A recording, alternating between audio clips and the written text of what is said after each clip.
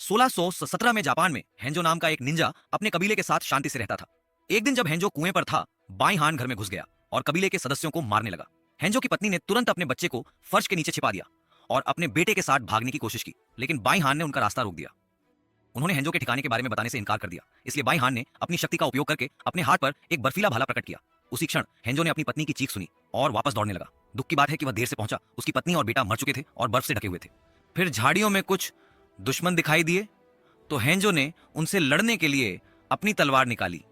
शानदार कौशल दिखाते हुए उसने उन्हें एक एक करके आसानी से मार डाला। जल्द ही और हत्यारे छिपने हेंजो को बाई हान बाहर आए और उसने कुनाई हेंजो ने जिसने बाई हान के चेहरे पर रस्सी से बांध एक लड़ाई छिड़ गई और कुछ वारों के आदान प्रदान के बाद बाई हान ने हेंजो दुश्मनों को ही हथियार से पेट में चाकू मार दिया। जारी हेंजो ने खुद को छुड़ाने के लिए उसे सिर से मारा, लेकिन बाई हान ने उसे गर्दन से पकड़ लिया और उसे बर्फ से ढक दिया। तेजी से आगे बढ़ते हुए हेंजो ने उसके पेट पर वार किया और लड़ाई जारी रही। बाई हान ने हेंजो का सिर एक चट्टान पर दे मारा, फिर भी वह चलता रहा, लड़ता रहा जब तक कि उसे एक पेड़ से नहीं फेंक दिया गया। फिर बाई हान ने उसे कुनाई से कंधे में चाकू मार दिया और हेंजो बेहोश हो गया। बाई हान के जाने के बाद हेंजो एक बच्चे के रोने की आवाज सुनकर जाग गया। उसने घर की ओर रेंगने की कोशिश की, लेकिन मरते ही वह गिर पड़ा। उसकी बांह पर ड्रैगन के आकार के निशान के कारण उसके हाथ पर एक जादुई लौ प्रकट हुई और उसके शरीर को जला दिया, जिससे वह बिना किसी निशान के गायब हो गया। फिर राइडेन जादुई रूप से प्रकट हुआ और बच्चे को ले गया। इस दुनिया में 6 अलग अलग क्षेत्र हैं और मनुष्य पृथ्वी क्षेत्र में रहते हैं। ये क्षेत्र मॉर्टल कॉम्बैट टूर्नामेंट में लड़ते हैं और यदि पृथ्वी क्षेत्र जल्द ही एक नहीं जीतता है तो आउटवर्ल्ड क्षेत्र आक्रमण करेगा। एक प्राचीन भविष्यवाणी कहती है कि हेंजो का उत्तराधिकारी अंततः जीत हासिल करने के लिए चैंपियनों का एक समूह इकट्ठा करेगा। वर्तमान समय में कोल बहुत अच्छी लड़ाई लड़ता है, एमएमए लड़ाई के लिए प्रभावशाली कौशल दिखाता है, प्रवेश करता है, लेकिन उसका प्रतिद्वंदी भीड़ में उसे चॉकहोल्ड में पकड़ लेता है और जीतने के लिए उसे काफी देर तक वहीं रखता है। बाद में बाथरूम में उसी क्षण नहा रहा होता है जिसने देखा है कि कोल की छाती पर एक ड्रैगन का निशान है। कोल उसे बताता है कि यह सिर्फ एक अजीब जन्म दोष देता है। इस बीच आउटवर्ल्ड में बेटी बाई हान सब जीरो बनने चला जाता है। उसका गुरु शांग चुंग भविष्यवाणी को लेकर चिंतित है, इसलिए वह सब जीरो को पृथ्वी क्षेत्र में जाकर टूर्नामेंट से पहले उसके चैंपियनों को मारने का आदेश देता है। शाम को कोल एमिली और अपनी पत्नी एलिसन के साथ रात के खाने के लिए बाहर जाता है, जबकि जैक्स दूर से देखता है। अचानक गर्मियों के बीच में बर्फ गिरने लगती है, मेजें और खिड़कियां जमने लगती हैं। जैसे ही सब जीरो सड़क के बीच में प्रकट होता है, वह बर्फ को नियंत्रित करके इलाके के लोगों पर हमला करता है, जिससे वे घबराकर छिप जाते हैं। जैसे ही सब जीरो बर्फ फेंकता रहता है, जैक्स परिवार को अपनी कार में बिठाता है और चला जाता है। यात्रा के दौरान जैक्स कोल को दिखाता है कि उसके शरीर पर भी वही निशान है और बताता है कि यह जन्म चिन्ह नहीं है। इसका मतलब है कि उसे एक चैंपियन के रूप में लड़ने के लिए चुना गया है। जब कार कोने से मुड़ती है तो वे सब जीरो को जमीन जमाते हुए पाते हैं। जैक्स अपनी बंदूक लेने के लिए ट्रंक की ओर दौड़ता है और कोल को अपने परिवार के साथ जाने के लिए कहता है। उसे सोनिया नाम की किसी को खोजने के लिए एक पता देता है। जब सब जीरो एक इमारत के अंदर छिप जाता है तो जैक्स उसके पीछे जाता है और सभी दीवारों और सीढ़ियों पर बर्फ जमी हुई पाता है। ऊपरी मंजिल पर सब जीरो जैक्स को पीछे से चौंका देता है और हमला करता है। जैक्स गोली चलाने की कोशिश करता है, लेकिन सब जीरो बंदूक को जमा देता है और उसे नष्ट कर देता है। आदमी हाथ से हाथ मिलाकर लड़ते रहते हैं और जैक्स काफी अच्छी तरह से मुकाबला करने में सक्षम है, लेकिन उसके हमले कवच के कारण ज्यादा नुकसान नहीं पहुंचा पाते। जैक्स को एक खिड़की से फेंकने के बाद सब जीरो उसे बाहों से पकड़ लेता है और उन्हें तब तक जमा देता है जब तक वे फट नहीं जाते।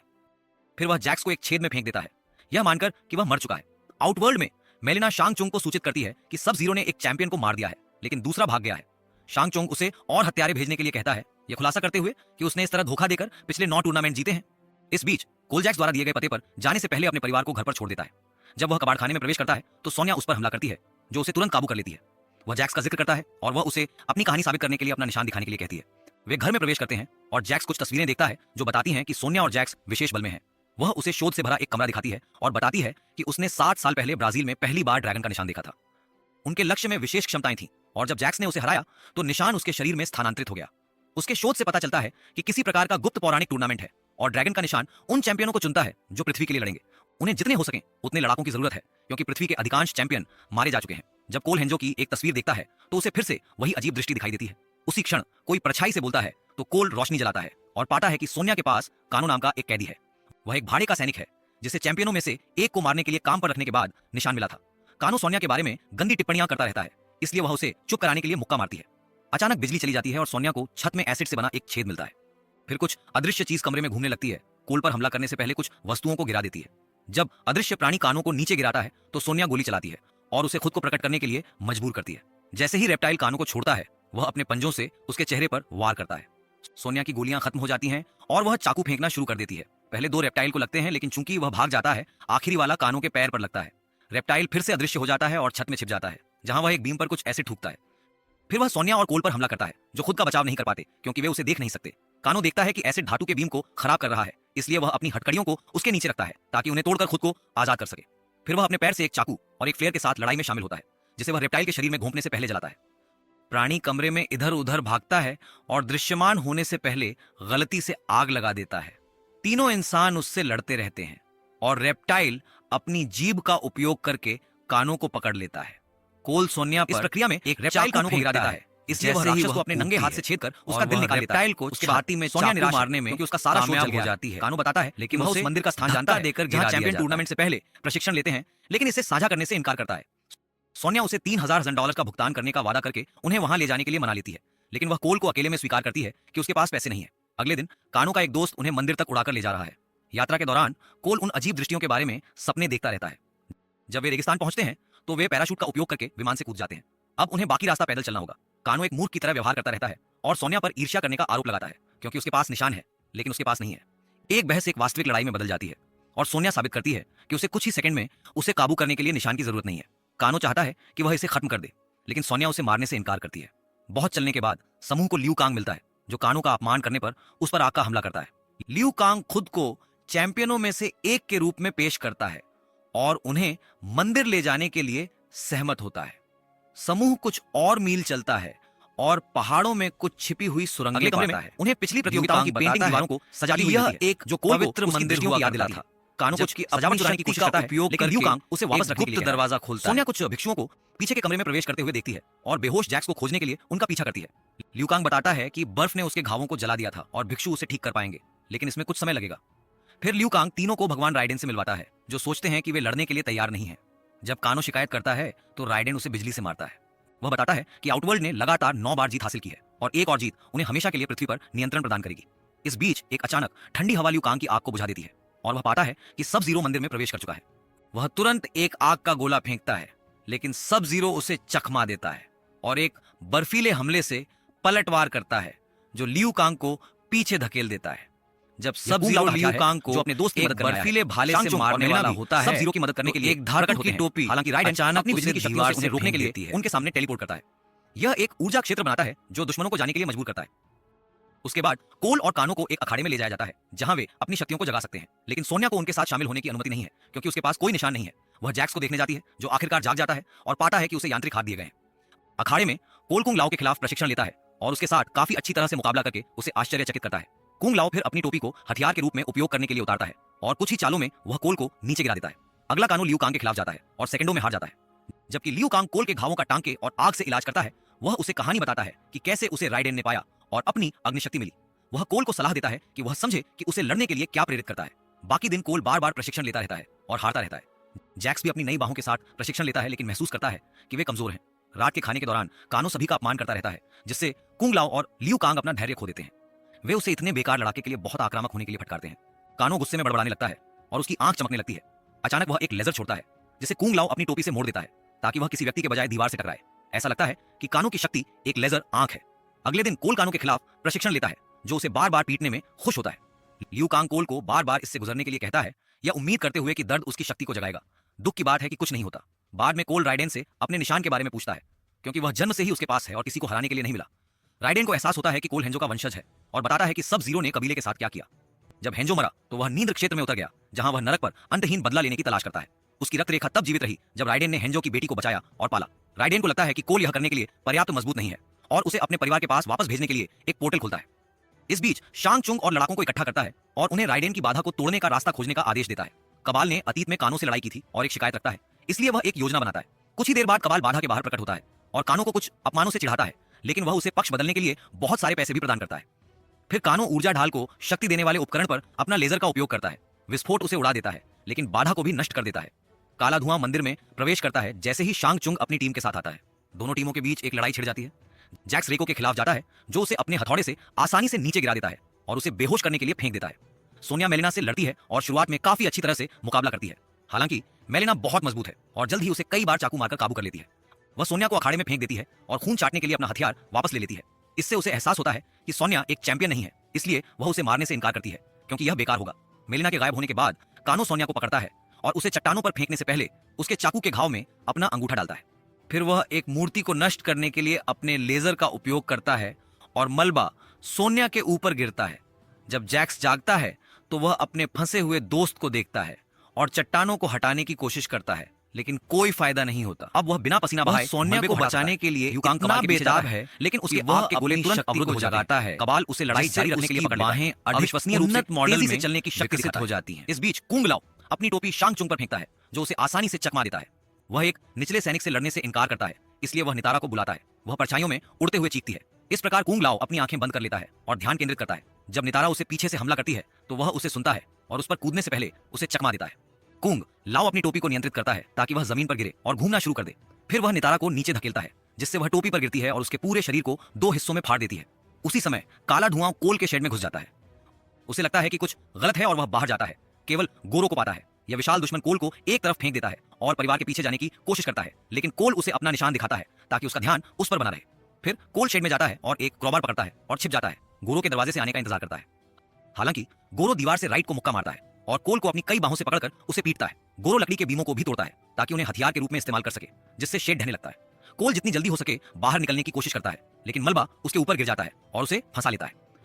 गोरो मलबे से कोल को निकालता है और उसकी रीढ़ की हड्डी निकालने के लिए तैयार हो जाता है। एक हताश एलिसन एक कुल्हाड़ी पकड़ती है और गोरो को मारती है, जो उसे बस पीछे धकेल देता है। वह छत को तोड़ता है और एलिसन को बाहर खींचने से पहले कार में दरवाजा फाड़ने के लिए दौड़ती है। कोल अपने परिवार को बचाने के लिए बेताब को कुचलने के लिए चमकने लगती है। उसे आगे बढ़ाती है। आखिरकार जागृत होती है और उसके शरीर को अपनी सुनहरे कवच से ढक देती है। उसे आसानी से रोक देता है और कार के दरवाजे से टकराता है, लेकिन कवच प्रभाव को सोख लेता है और उसे कोई दर्द महसूस नहीं होता। अपनी नई ताकत के साथ कोल गोरो को पकड़ता है और उसकी एक बांह तोड़ देता है। गोरो बस उसे वापस जगह पर रखता है और उसे अपनी सभी मुट्ठियों से मारना शुरू कर देता है। इसलिए एमिली कोल पर चिल्लाती है कि वह अपना प्रसिद्ध अपरकट इस्तेमाल करे। कोल ऐसा करता है जिससे एक हैरान गोरो पीछे हट जाता है। अगली बार जब गोरो उस पर हमला करता है तो कवच चमकता है और 2 हथियार प्रकट करता है। लड़ाई जारी रहती है और कोल गोरो के एक हाथ को काटने में कामयाब हो जाता है। उसके पेट को भी काटने के बाद कोल गोरो को आंख में चाकू मारता है ताकि उसे आखिरकार मार सके। मंदिर में राइडेन हेंजो की रक्त रेखा के जागरण को महसूस करता है और कोल को वापस लाने के लिए एक पोर्टल खोलता है। राइडेन फिर चैंपियनों के साथ भागने के लिए अपनी बिजली को फिर से सक्रिय करता है। हालांकि वह केवल जैक्स और सोनिया को टेलीपोर्ट करता है। जब वह दूसरों को ले जाने वाला होता है तो सब जीरो एक बर्फीला हमला फेंकता है जो बिजली को अवरुद्ध करता है और कोल को नीचे गिरा देता है। जब सब जीरो फिर से हमला करने वाला होता है तो कुंग लाओ उसे रोकने के लिए चीख सुनकर फेंकता है। लियू कांग कबाल को मुक्का मारता का उपयोग करके और अखाड़े की ओर दौड़ता है, हाथ की ओर, लेकिन बहुत देर हो चुकी होती है और उसे मारने के लिए कोल लियू कांग को पकड़ने के लिए दौड़ता कर देता है ताकि वह कुछ भी मूर्खतापूर्ण न करे। और एक अचानक बिजली उन्हें मंदिर से बाहर वह लड़ाई को नियंत्रित कर देती है। प्रत्येक टीम सदस्य को अलग-अलग टेलीपोर्ट करता है। शून्य में प्रकट के सामने प्रकट होता है और अपने नए हाथों से एक हथौड़े ऐसी जगह उसे जहां उन्हें जैक्स बार-बार दिया जा सकता मारता है और उसे तुरंत मारने के लिए उसके सिर को अपने हाथों के बीच कुचल देता है। कानो सोनिया के घर पर है, इसलिए वह फर्श के नीचे से घुसती है और उसकी टांग काटने के लिए एक हैच का उपयोग करती है। फिर वह उसे पीछे से चौंका देती है और उसकी पीठ में चाकू मारने में कामयाब हो जाती है। वे कई बारों का आदान प्रदान करते हैं और सोनिया कानो के चेहरे पर एक बोतल तोड़कर लेजर को रोक देती है। फिर वह गायब हो जाती है। कानो सोचता है कि वह हैच से नीचे चली गई और उस पर अपना लेजर चलाता है, लेकिन वह वास्तव में दूसरे कमरे में है। सोनिया उस पर एसीटोन की एक बोतल फेंकती है, जिससे उसकी आंख अस्थायी रूप से अक्षम हो जाती है। कानो उसका पीछा करता है, लड़ाई चौखोड़ में पकड़ लेती है, लेकिन सौभाग्य से सोनिया को जमीन पर मारने के लिए कई यादृच्छिक वस्तुओं आंख में चाकू मारते हैं, उसे आखिरकार मार देते हैं। इससे पहले कि सोनिया को खिड़की से बाहर फेंक दिया जाए, लियू कांग इस बार कबाल के लिए तैयार है। अपनी दोहरी तलवारों को चकमा देते हुए उसे आग के मुक्कों से हमला करता है। कुछ वारों का आदान प्रदान करने के बाद लियू कांग कबाल को छाती में कई बार लात मारता है ताकि उसे काले दलदल में फेंक दे। फिर लियू कांग आग का एक ड्रैगन बुलाता है जो कबाल को राख में जला देता है। कोल मेलिना के साथ परेशानी में है, जो अचानक हमला करके कई बार करने में कामयाब हो जाती है क्योंकि वह त्वरित पोर्टलों से गुजरने में सक्षम है। मेलिना दहाड़ती है। जैसे ही उसका चेहरा फटता है, एक बड़ा मुंह और दर्जनों दांत प्रकट होते हैं। जब वह कोल को काटने की कोशिश करती है तो वह अपने हथियार से उसका मुंह रोक देता है। उसी क्षण वापस सोनिया दरवाजे के बाहर प्रकट होता है और अपनी नई शक्ति का उपयोग करके कि उसके पास प्लाज्मा बीम चलाती है, जिसे वह नष्ट करने के लिए जमा देता है। उसके पेट में एक धुएं के बादल करके उसका पीछा तुरंत मार देता है और अपने जिम में टेलीपोर्ट हो जाता है, जहां बर्फ उसके परिवार को बंदी बनाए हुए है। सब जीरो कोल पर हमला करता है और एक और लड़ाई शुरू होती है। बर्फ कोल के हथियार को जमा देती है और उसे निहत्था करते ही फेंक दिया जाता है। कुछ और मुक्कों के साथ सब जीरो कोल के कवच को भी जमाना शुरू कर देता है। कोल हमला करने के लिए कुनाई निकालता है और सब जीरो उसे उसके खिलाफ मोड़ देता है, इसलिए कोल उसे अपने नंगे हाथ से रोकता है। कुनाई उसे खून बहाने का कारण बनती है और खून के संपर्क से कुनाई में आग लग जाती है। सब जीरो को एहसास होता है कि यह हेंजो का ब्लेड है और वह कोल को खत्म करने के लिए इसका उपयोग करने वाला होता है, लेकिन अचानक उसकी बांह में एक चेन से चाकू मार दिया जाता है। पता चलता है कि लॉ हेंजो को नरक से वापस लाई थी, यह पुष्टि करते हुए कि वह कोल की दृष्टियों का आदमी था। हेंजो सब जीरो को करीब लाने के लिए चेन खींचता है और अपनी कटाना से हमला करता है। इसीलिए सब जीरो खुद को एक बर्फीले ब्लेड से बचाता है। वे कुछ वारों का आदान प्रदान करते हैं इससे पहले कि हेंजो सब जीरो को कुनाई से चाकू मारता है और घोषणा करता है कि उसका नाम अब स्कॉर्पियन है। जबकि आदमी लड़ते रहते हैं, कोल बर्फ तोड़ने की कोशिश करने के लिए वह स्कॉर्पियन को अपनी शक्ति को मारता है, ध्यान से एक बर्फीली दीवार पर फेंक देता है। सब जीरो स्कॉर्पियन की और लड़ता रहता है, बांह पर वार करता है हमले को रोकने के लिए और खून को एक नया ब्लेड बनाने के लिए जिसे अपने परिवार को अनदेखा करके लड़ाई में शामिल होना पड़ता है। एक साथ काम करके स्कॉर्पियन और कोल सब जीरो को काबू कर सकते हैं, जो फिर भी स्कॉर्पियन के पैरों को आजाद करने में कामयाब हो जाता है। अपने कबीले की मौतों के बारे में सोचते हुए स्कॉर्पियन खुद को और कोल के परिवार को आजाद करने के लिए कुछ आग बुलाता है। फिर यह जोड़ी फिर से एक साथ काम करती है ताकि सब जीरो को चेन से चाकू मार सके और उसे पीट सके। सब जीरो के घुटनों पर होने के साथ स्कॉर्पियन उसे जलाने के लिए अपनी आग की सांस का उपयोग करता है। उसके बाद स्कॉर्पियन कोल को अपनी रक्त रेखा का ख्याल रखने के लिए कहता है और आग के एक भंवर में गायब हो जाता है। कोल अपने परिवार के साथ फिर से मिलता है जबकि बाकी टीम भी पहुंच जाती है। अचानक शांगचुंग सब जीरो के शरीर को उठाने के लिए प्रकट होता है और बदला लेने का वादा करता है। राइडेन के हमला करने वाले होते ही गायब हो जाता है। फिर राइडेन सभी को याद दिलाता है कि उन्हें अभी भी टूर्नामेंट जीतना है और उन्हें और चैंपियन खोजने के लिए भेजता है। सदस्यता लेना सुनिश्चित करें और सूचनाएं चालू करें ताकि आप इस तरह के और वीडियो देख सकें। देखने के लिए धन्यवाद।